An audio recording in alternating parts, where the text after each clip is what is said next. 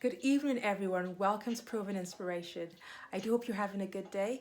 I'd like to provide you with training today, and our topic for today is date night. This is for happily married couples.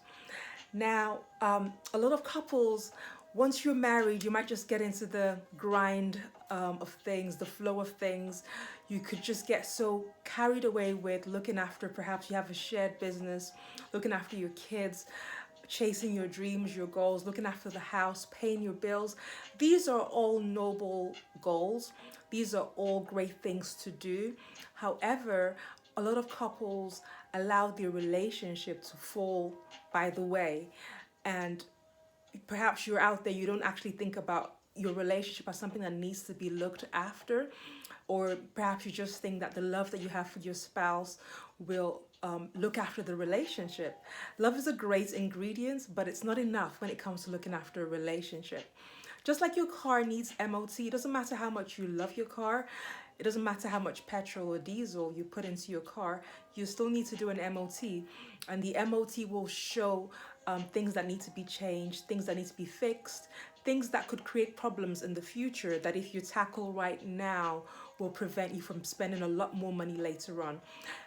The same sort of situation, the same sort of care and diligence is required in a happily married relationship.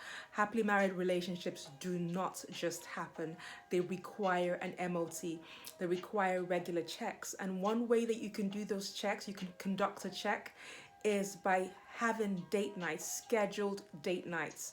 Think back to the time before you were married when you used to actually put in effort into your date nights. The same thing needs to happen when you are married. There are two types of dates that are required, that are necessary when you are married, and I'll come to that in a moment. But when I say date night, it doesn't mean that you have to go out every week. It depends on your schedule. You could go out once a week, you could go out once a fortnight, you could go out once a month. The frequency doesn't matter as much as the consistency. It needs to happen.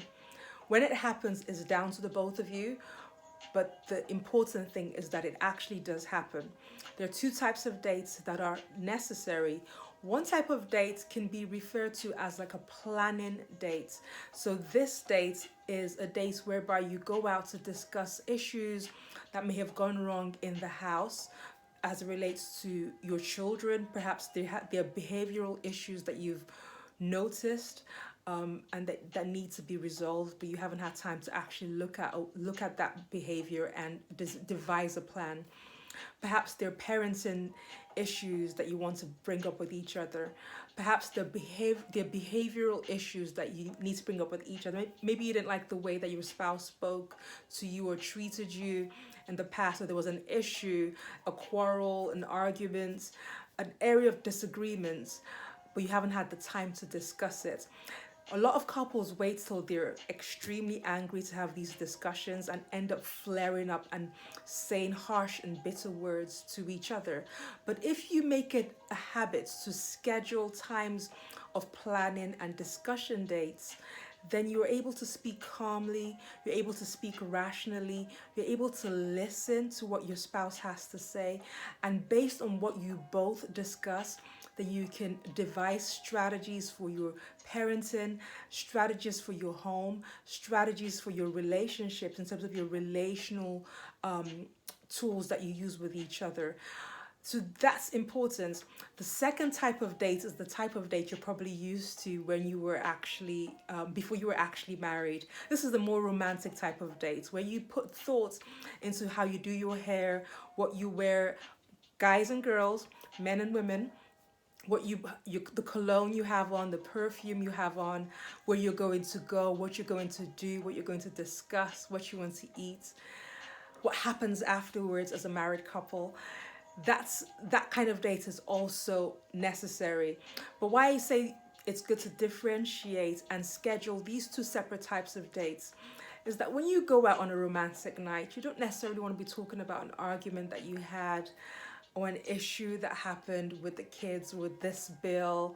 You know, you want to just keep it focused on the both of you. You want to find out what's happening in your partner's world, your husband's world, your wife's world, what's new with them, how they're changing. Just like your car changes, humans change even more dynamically.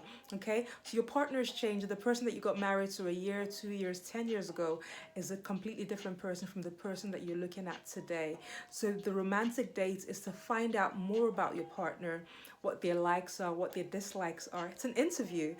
With this new person that you've been married to for a while now, it's important that you put in the time to actually date them, to find out more about them, to find out more ways that you can please them. So the romantic date is about both of you as a couple and how to make your relationship stronger, whereas the first type of date, the planning date, is the nuts and bolts of your life together as a unit. Okay, I hope these tips help you. Please feel free to share this video with whoever you think needs to hear it. Until next time, from my heart to yours, do take it easy. Bye.